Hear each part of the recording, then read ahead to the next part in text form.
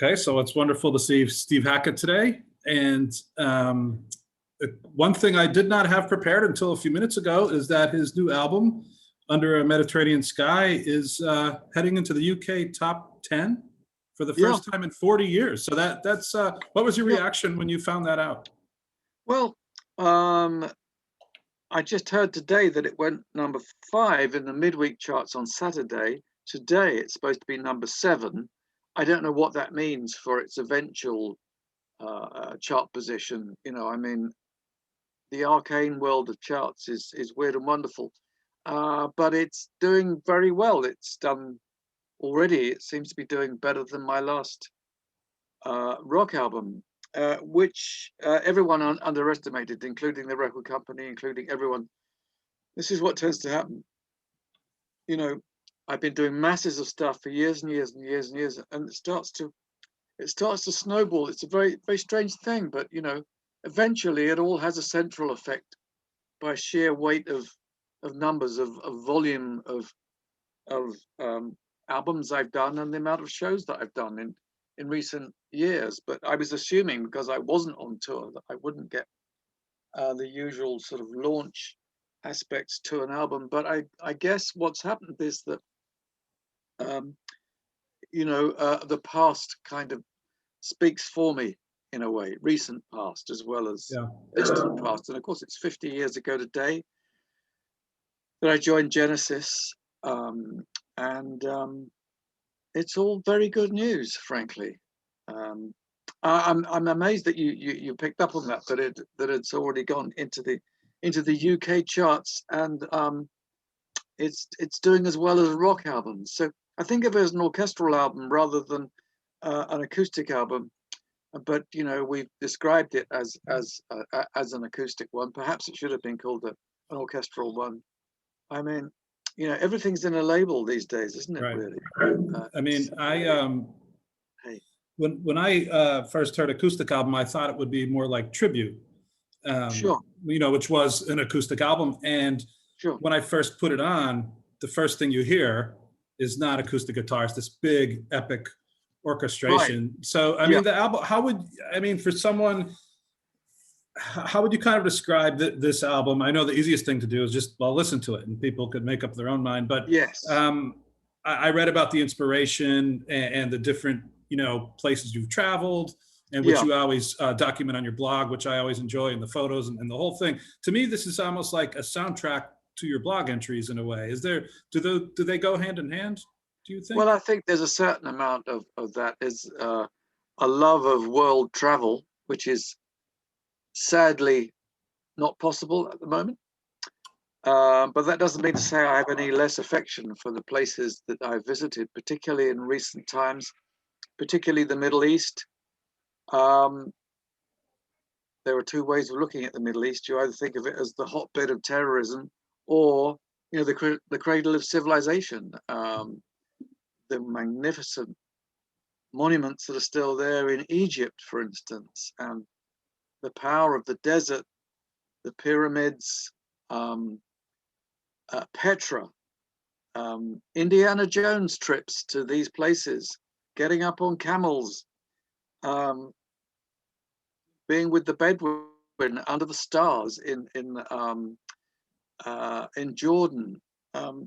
So I guess, yes, it's the soundtrack to an adventure that I've already had and that I would like to repeat. I mean, I think the trip up the Nile to visit so many of those sites and visit the tombs was just mind-blowing. I mean, this is no museum. It's these are places that look like they were built yesterday. It's so fresh. Paint looks fresh. I thought, you know, what's going on here? Have they retouched these things? But apparently no. And even in the time when they were contemporary, successive rulers tried to deface the things that previous rulers had done. You know, collections of narcissists. Man, look, sounds like today's politics. It's crazy.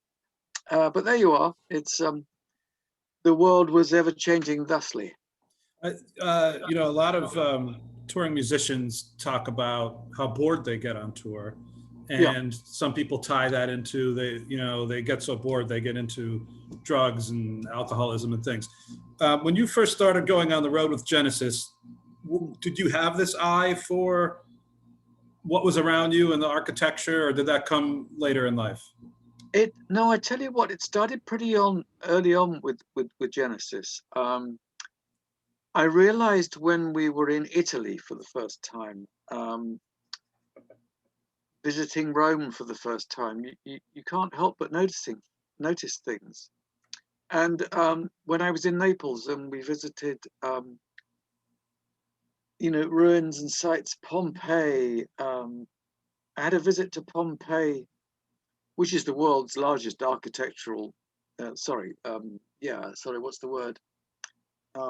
What's it site? A dig? Would they call it a dig? I don't know. I'm looking for the right word. Anyway, and I broke ahead of the main group. I was the first guy in there, in first thing in the morning, and this whole city was mine to explore. And I went into places I shouldn't have gone. I didn't give a damn. No one was stopping me. And I had the most amazing experience of thinking, yes, this feels like home. I'll just nip around the corner and get a loaf of bread. And you just catch yourself thinking, ooh, if ever there's a convincing argument for previous lifetimes, that was it. Maybe it was just the imagination, but it just felt so welcoming. And the proportions of things just looked so familiar. Low rise, village height, everything, but this immense place. And I think it's influenced me over the years.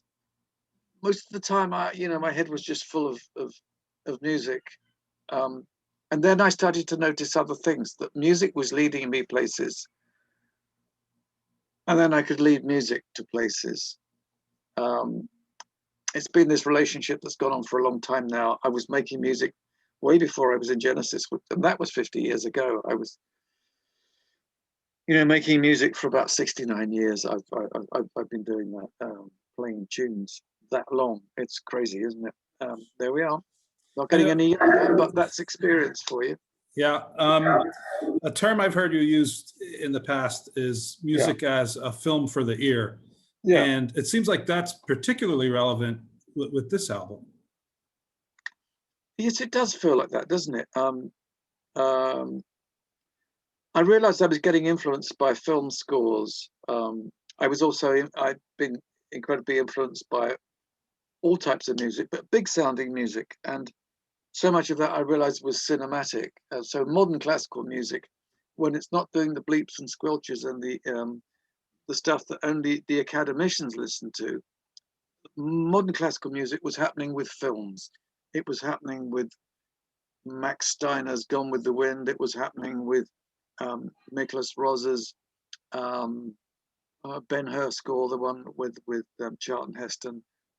Amazing, huge film scores that were often describing huge things. Miklos Rozsa, Hungarian, was an uncle of somebody who I'm still friends with today, who taught me history when I was at school, and scored lots of epic movies, and some of them very beautiful scores for Julius Caesar, El Cid, lovely, romantic themes, and then big stuff, and Conjuring Ancient Rome with these film scores, the Echo Respighi, and many of the great composers, just for starters. So yes, that is a big influence with me, and I also use that influence when I'm doing rock these days. I think, well, do we keep it group? Do we make it solo? Do we make it orchestral? Those are the proportions that are in front of me. I've got to make that choice every time. What are we going to do? Maybe we'll cut between all of those things. Is acoustic less powerful than electric? I don't think so. Not from the way this album comes storming in, a siege of orchestral proportions. It arrives a little bit like a rock album, but those are all orchestral instruments. Another interesting thing about the album is, you know, some people may know this, some may not, but your wife Jo is a collaborator and co-writes with you, and your brother John performs on the album too. So I'm assuming that must be a nice thing to be able to, you know, make it a, you know, it's a cliche to say a family affair, but it is in a way. It is, and there's Roger King, and there are people from the regular band and the extended band, people I've worked with before. Rob Townsend, who tours with our band, Roger King, who tours with our band, who's does the orchestrations and manipulations. There are more people. Did I mention Christine Townsend, who has the same surname as Rob, but she plays wonderful violin and viola. Other people, Malik Mansurov, I've worked with quite a bit before from Azerbaijan, playing the tar, and Arsen Petrosyan, who is from Armenia, playing the duduk. The duduk has cropped up on a lot of film scores. Peter Gabriel was using the instrument, and I said, well, you know, what was that instrument? And he said, oh, it's the duduk, Armenian, and I saw it crop up on many film scores, Gladiator, the thing that kicks off the movie. Funny how film music works. It's a bit like there's a frame. If you turn the sound off, film is this big, and then you have the heavyweight atmospheric music and the mystery of it. It's the dialogue that doesn't speak. It gives you the, well, it's the underscore. It's so many things that give you the atmosphere of a film. I remember thinking that with the movie Angel Heart, where it's just a fixed tableau right at the beginning and nothing's happening, but the music is spooky as hell, and you know something is going to happen that's extraordinary. So the music tells the story sometimes before the story tells the story. So it's the other story that's going on, the invisible one. Yeah, big influence on me. Of course, lots of other things I'm influenced by. But you know, this album was done in a mere couple of months. It didn't take that long. We just worked like crazy. We were in lockdown. We couldn't do shows. We knew we were going to make at least 2 albums this year, and I thought this one could be the first one. I'm going to do it. This is downtime. I was expected to be on tour in the States, and why don't I just indulge this? Because if you can't do it now, you never will. So it's a kind of successor to Tribute, but I think it's closer in spirit perhaps to the rock albums, and I think the pace of it is different. The size of it is different. There's more technique perhaps, and the pace of it is quicker. I think there's the flamenco stuff. So the nylon guitar comes in with salvos more than little tinkly things. You know, it comes in hard and heavy, which is something a little bit new for me. It's not Baroque. We have those moments of influence of that, but it's not rock and roll either. But it's been a hell of a lot of fun. What guitars do you play on it? How many? Is it just pretty much one guitar you played on this? There's one main guitar, which is a Japanese Yairi classical guitar. I use an Iraqi oud, the Arabian lute, that is. There's a little bit of 12-string, there's a bit of 6-string. There's a little bit of electric, but it's not plugged in, so it's kept acoustic. I just used it as a rhythmic device at one point. There's the charango from Peru, which I'm using like a mandolin or like a bouzouki, playing it in that style. But it's not a huge array of guitars on this one. There's the tar from Azerbaijan, as I said, Malik Mansurov. That was nice to have him on board. One thing I noticed with a lot of guitarists, I see recently. Sorry. Thank you. A lot of guitarists that play in this style, I noticed they keep their fingernails long. And I was wondering if you could talk a little bit about that. And is there anything you need to do to keep them strong so you don't, break one while you're performing? Well, I found the best way to keep nails strong is to keep filing them, preferably every day. I mean, I've got fairly short nails. There we are. That one's a bit longer, the thumbnail. But what I find is not all techniques benefit from having the same length nails. And these are fairly short. The other day, I must have filed them about 2 or 3 days ago, and I was saying to people, I file them every day, and indeed I do. But then I was struggling to get certain things. I mean, it's a beautiful, sweet tone, but it doesn't suit everything. So I think length of nails, for me, there's a compromise to be had.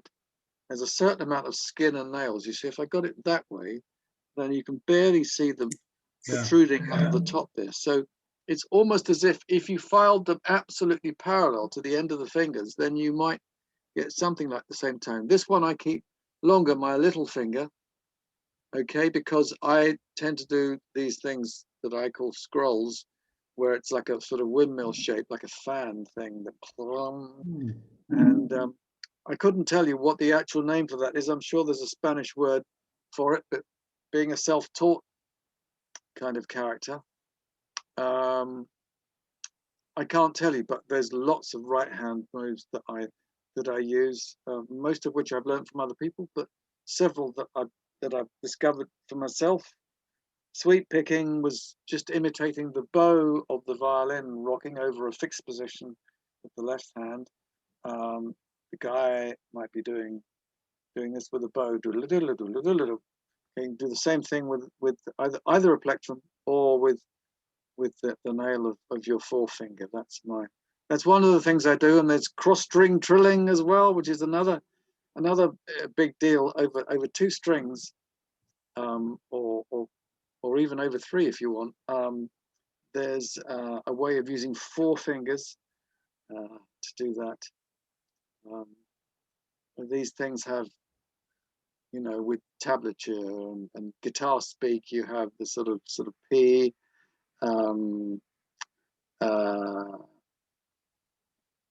yes, P-A-I-M. That's it, sorry. P-A-I-M, for those who are into it, that does the cross drilling thing, cross drilling thing across 2 strings. And it's a damn difficult technique until you get it right. But it was my late great friend Theo Cheng, who's a fabulous classical guitarist, who showed me this, and he may well have been the inventor of this technique. It's a really good one. You mentioned one of the reasons you had the time to make the album so quickly is because you weren't on tour. And that's right. I was wondering, you've had a pretty steady band for the most part. You mentioned some of them like Roger and Rob Townsend. How are they doing right now without, I'm sure they were planning on touring as the part of their income or major part. How are they just handling this lockdown? I think some of them are going crazy, climbing the walls. Jonas on bass and 12-string and variacs. He was an extraordinary sportsman at one time, competitive level, doing the long jump and stuff. He seems to have two modes, and he's been going into training, running around, losing weight, not drinking, doing all that sort of self-denial stuff. And I think that's the way he's keeping himself sane, because there just isn't enough music to engage him. I hope to have some more tracks to be able to send to him to get his fabulous bass work on. Roger King seems to busy himself at home. I think it's a mixture of just getting on with the domestic scene and practicing difficult stuff like Bach and Chopin and taking, well, he was taking piano lessons to learn how to play Chopin very quietly. So he's a sort of self-improvement, autodidact type character. Rob is climbing the walls in Denmark at the moment because he's moved to Denmark, but he wants to be gigging. So they all want to be doing stuff. Craig Blundell, I keep seeing him on programs, The Art of Drumming and stuff. He's becoming more and more famous all the time. You know, I said to him, oh, I'd done so many albums. You know, done a live album, I've done the autobiography, there was this album, another rock album that I'm working on. And he said, yeah, I've just done 14 albums. He's just shown up on, I think these are 14 albums of other people, of course. You know, we're both on the backstage thing, which is something that was driven by Jonas. So lots of great players on that. So that's partly my band. And other people who I've worked with, and Flower Kings, Royna Stoltz, and many other extraordinary players who are on it. I mean, essentially, I think it's a jazz album, at times a jazz rock album. But Craig is everywhere and everybody. So every album you pick up, it's a very good chance that that he'll be the drummer on it. He's very, very busy. Yeah. Talking about travel, our blog is based in New York City. So I was wondering, when you come to New York, are there certain things you like to do, certain places you like to see, or restaurants or anything? Oh my God, yes. So much of New York. Yeah. I was going to say, Nada's been working on a beautiful album. Oh, right. Yeah. Design. I did a tiny bit on one little track. Now, New York, yes, I miss it tremendously. There are certain places. I mean, there's something that happens in New York. I for some reason, whenever I'm there, I never have any time. I'm usually very, very busy, running around doing promotion, doing all those things. So it's always a whirlwind visit. I never really get time to do the let's go and chill and hang out. If I get to go out to dinner with somebody, that's a real rare privilege. It happens sometimes. We were out with Ken Daisho, which was an extraordinary thing. We try and hook up with Ken and his wife when we're in town. So we get to Facebook friends and get to Zoom and do the other things, Skype and all of that. Yeah, that works out. That works out. At a New York show a few years ago, a picture came out of Bruce Willis with you, and yeah. So is he a friend? Bruce came to a couple of shows. I met him once, and he seemed very nice, very self-effacing, and we talked about music. We didn't talk about films, and I thought, oh shucks, I should have said, how much I enjoy the movies, because I do. Instead of which, we talked about harmonica playing and singing. And I was saying, oh, you sing and you do this. And he said, yeah. He said, yeah, I think of it like I shout in tune, he said. So, quite self-effacing, but, very driven, very, very clever. He said he was taking time off. He wasn't going to be making any movies for a year or two. He had relocated to New York with his family. And I think I know more than anyone else, but it's very nice to have got to hook up with him. Yeah, it's interesting, isn't it, the way music works? So music seems to pull people together. It's an extraordinary thing. I hope to hook up with him again. Before I let you go today, maybe give us a brief look at what's next for you. Well, I hope to get a jab. I'm going to feel a bit more secure once I've had that, but we'll still be wearing masks, and because we don't want to infect anyone else, even if we end up being safe ourselves. So out of deference to others in the world, we'll be doing that. I will be touring as soon as it's made possible. I mean, as of today, I keep hearing more countries are saying they are closing down the airports, and people are not being allowed in, and devastating for the airline industry, the travel industry. But nobody really knows when we're able to honor touring commitments. We have lots of things on paper. I just figured that when the rest of the world is open for business, we'll be open for business as well. Apart from that, I'm currently working on rock stuff, but then I'm also writing more stuff in the vein of what you've just heard, you know, Under a Mediterranean Sky. But whether I'm actually working on the successor to that album or something in the style of a mini compressed moment that I can put on a rock album and say, yeah, this is the power of acoustic stuff. So just because you may be a fan of the electric guitar or progressive music or whatever, you know, don't dismiss this, because this is this has a place in my version of rock as much as anything. I mean, I just think of it as music, really. Does it matter what genre it is, as long as it hits you emotionally? And it doesn't really matter if it's jazz, rock, blues. I think it's wrong to think in terms of these genres. It holds everyone back. It limits everything tremendously.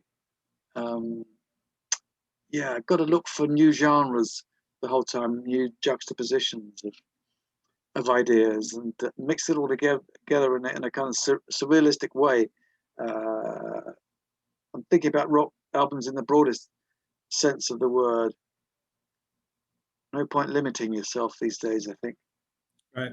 Well, Steve, I really enjoy the album, and it's one of my favorite of yours. So I'm glad to see that other people tend to agree, and it's being Great. So well received. So yeah, it's marvelous. It's an unexpected bonus for something that was meant to be something that I thought of as very personal. But you know, sometimes what's personal can become universal too. So if you start to think outside formats, perhaps that's the best way to go. Follow your heart.